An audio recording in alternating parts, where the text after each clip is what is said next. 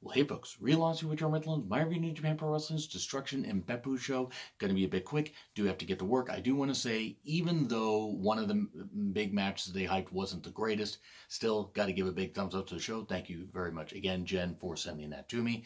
Good old C-Block trophy. So, Kevin Kelly and Mark Warzeka did some good commentary tonight. Kevin Kelly, of course, one of the best wrestling commentators in the world, in my personal opinion right now. You had start off with Yuji Nagata, Nakanishi, Yuya versus Kojima, Tenzan, and Yota. Young Lions and Legends mixed together. Of course, Yuji Nagata, one of the best Japanese wrestlers that they've ever had. My personal opinion, of course. Nothing against the other Legends here. Good mix, crossface by Nagata tapped out Yota, and that's what you would expect. I mean, it was just a matter of which young lion was going to take the fall. And then Ren Narita and David Finlay versus Shota Umino and Hanare, the whole C-Block thing. C-Block action, baby. I mean, obviously, Finlay having the C-Block trophy. Good exchanges. Shota was bleeding from the nose. I hope he's okay. Stunner on Shota for the win. And, Finlay gets the cover. Certainly not bad. Hanare didn't take the pin. That's good. I mean, Grant, there was a young lion teaming with him, so I think it was pretty obvious that Hanare wasn't going to take the pin here. But I see some big things for Hanare. Certainly not a bad tag match. And then Ayato Yoshida versus Izuka. This is one match where they could have not had it. And nothing against Yoshida. They could have just not had it. And it wouldn't have really mattered. I mean, I get it. They're just trying to get him experience. And Izuka, they got him on the card because he's not going to be involved in a big tag match. Though this isn't the last appearance he makes. It wasn't bad. Izuka did force Kevin Kelly, attacked him and forced him to take the mask off so he could start the biting and stuff like that. That was pretty funny. And I love it. I mean, Kevin Kelly sold that like crazy. It was really good stuff.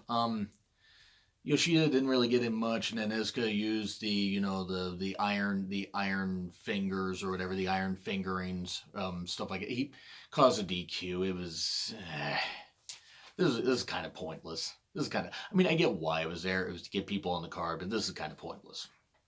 And then Jushin Thunder Liger, Tiger Mask, Kushida, and Taguchi versus Will Ospreay, Rocky Romero, Sho, and Yo. Of course, Roppongi 3K. There was some good comedy, some good stuff. Like you had this one point where all the Chaos members are like hitting clotheslines on Taguchi, and then it looks like they're having this they're gonna have this fight and stuff like that, and then they have this hug, and then Taguchi gets in on the hug, and then they beat him up, and there was some good comedy in this, some good stuff. Ospreay can do comedy really well. At this point where I believe it was Yo who did this thing where Taguchi has a spot where he's like gonna do the ass bump, he's up on the ropes and they're gonna slam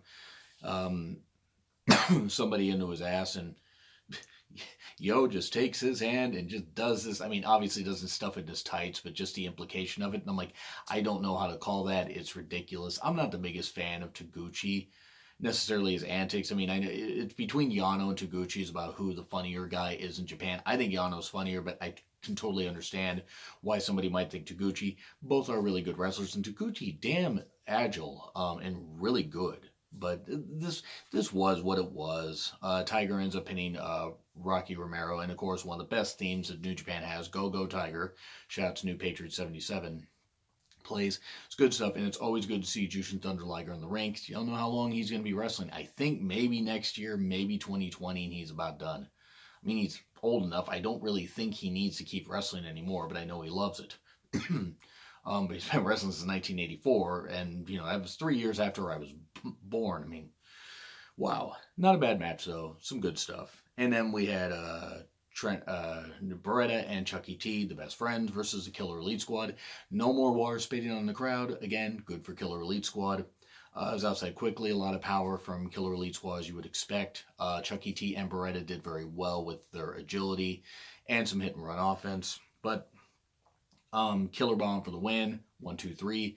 As you would expect, certainly not that bad of a match. It's gonna be. I believe they're having a rematch on the 23rd, which yes, I will be here reviewing that.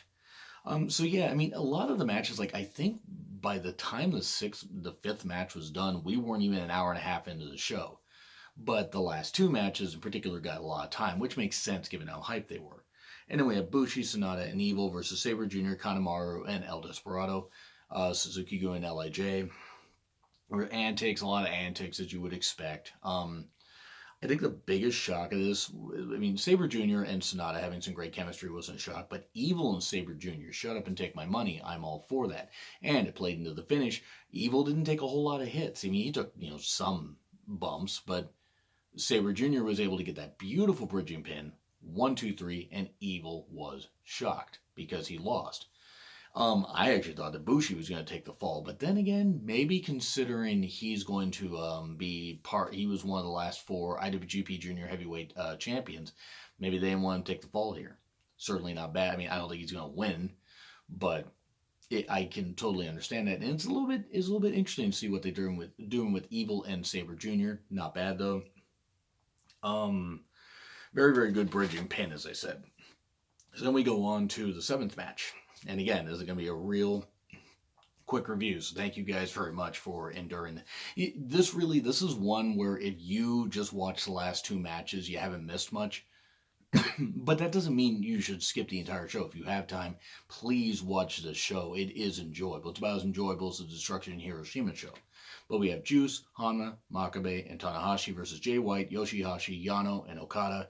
More dissension and chaos. Some good exchanges, some nice double, triple teams. That was really good stuff. Hanma, I know he had a lot of health issues, and thankfully he's back, and thankfully he's okay, and thankfully he's alive. I just worry seeing him move, because it just doesn't seem like he gets up all that well. Off the ring and stuff like that. I believe he's in his mid-40s now, which makes sense, but I just worry because I see him take some of these bumps and I'm like, ugh. It's like when he does a little diving headbutt or whatever. I forgot what it's called. I apologize. I know Kevin Kelly mentioned it, but when he did that once and he was like holding his neck, I'm like, oh no, please tell me he's selling. Please tell me he's selling. But anyway. It was not bad. There was more stuff of Jay White being upset at Yoshihashi for getting hit because it's Yoshihashi's fault that happened. But Pulp Friction, Yoshihashi gets pinned. Juice Robinson gets victory for his team. And you got more stuff with Jay White being upset at Chaos. Seems like Chaos is ready to explode, or they're going to kick Jay White out of Chaos. I don't know. Not bad. Certainly not a bad match. And then we get to a match I was disappointed by, and it's Goto versus Taichi. One, I wasn't disappointed that Miho was there. I'm never disappointed when Miho was there, Miho Abe. It's for the Never Openweight title. One, Taichi kept stalling. Now look, I get the Taichi's a heel. I get the stalling thing. He was trying to cool down Goto and that kind of stuff. I get it. But after the stuff that these two have done where it almost seemed like developing into a blood feud, this was kind of disappointing. And it was Chaos and Suzuki-gun, Interference City, my God. It was a lot. There was some outside chair action and some good stuff. There was a nice suplex onto the ramp. But then you had Kanemaru at ringside. He got attacked at one point by Goto because he tried to attack Goto. You had El Desperado run in. Shoyo and Rocky Romero run in. Izuka runs back down. That's where I said he was going to come back in. Uses the iron fingerings. Iron fingers, I know what it is. And it was too much interference. It was too much stuff, and I get it. I know that's how Suzuki-gun operates. I'm not complaining about that aspect. It just seemed kind of ridiculous that the ref kept taking bumps. Like, poor Red Shoes, he kept taking bumps. It was... Taichi ended up hitting an air raid crash, I believe is what it's called, or I believe there's another name for it, and gets the victory. This fell flat to me.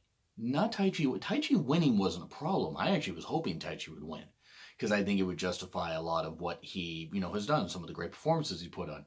It just felt very numbing. Felt very numbing to me. Miho was happy though, holding up the title. And seeing Miho happy is great. And I'm not upset at Taichi. If anything, I'm happy for the guy. And him being a heel, winning this way, winning with some shenanigans isn't a problem, but just so much damn interference, it took away from the damn match, in my personal opinion. That doesn't mean it's a terrible match. It just wasn't that great. It wasn't as great as it could have been. And we may get a rematch at some point. Goto may get his rematch, and Goto may get his rematch to take it back. Goto may challenge Jericho for the Intercontinental title. Might challenge Juice for the U.S. title. I don't know. This wasn't that great, though. It just wasn't. That's just my opinion. Too much interference. It wasn't horrible, but it wasn't great. And now we move on to Naito versus Suzuki. These two always have great matches. Big grudge match. I encourage you guys to go watch this. This one is really hard to encapsulate, but it was outside for a while, as you would expect. Guardrail, pieces of guardrail being used, chairs being used, Suzuki just having no regard for anything, especially the people to set up those chairs. Nope, forget it if you symmetrically line them up. I'm going to throw my opponents into them. And then just hit people repeatedly with that, and there was this bad table spot. The Young Lions got beat up with that bad table spot. Suzuki just rips the Timekeeper's table away, takes the cover off, and just slams it into Naito's head. I mean, I'm thinking Naito bladed, but it could have been hard way. I mean, I don't know. But boy, that was something vicious, because just thunk. It just landed with a massive thunk on there. There were some very, very good submissions, as you would expect. Forgive me for looking at my notes. Suzuki did very well with that. Suzuki is great at submissions. Naito is no slouch either. He is pretty damn good at that. But Suzuki loves torturing people. And that's the story they told here. They told it like all the way back at New Beginning in Sapporo, Day 2, where Suzuki became the Intercontinental Champion by beating Tanahashi. It was similar to that. Just the amount of just torturous knee bars and clover leaves, and even a figure four, and a really nice rendition of the figure four. Really, really good stuff. There was this cool neck breaker spot that it looked like we were going to get a Gotch pile driver off the apron through the table. Nope, Naito reverses it, hits a neck breaker off the apron. Suzuki goes through the table. That looked kind of vicious. Fortunately, the table broke, because sometimes those tables don't break, and that would have been bad. Naito was bleeding. Fortunately, he's okay. Everybody seemed very exhausted after this match, which makes sense. It was about 33 minutes, so it was a pretty damn long match. And I started recording this review like 1 minute after the bell rang, so I don't know what happened with the post-match promo. Not that I would have understood anyway. But more knee focus by Suzuki, really, really good stuff. Then there was a Destino, just to counter all that. And, after some rest, after some more chops and, strikes and everything, Destino, 1, 2, 3, and Naito wins one hell of a war. I don't know if this is going to be on my favorite matches of the year list, because the bar has been so high by quite a few New Japan matches, but this was pretty damn good. This was really, really, really damn good, and in fact, actually took what would have been a C+ show and put it up to a B. So I'm going to say B, because I'm happy for Taichi winning, but the rest of the card was almost a wash. I mean, not that the guys didn't give good efforts, but it was just your typical New Japan card with a lot of multi-man matches as a way to push new feuds and get some guys on the card, Young Lions experience and all that.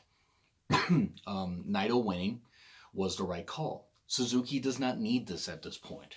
Naito does need it. Suzuki can lose these kind of matches after these wars and still stay over. Naito needed it.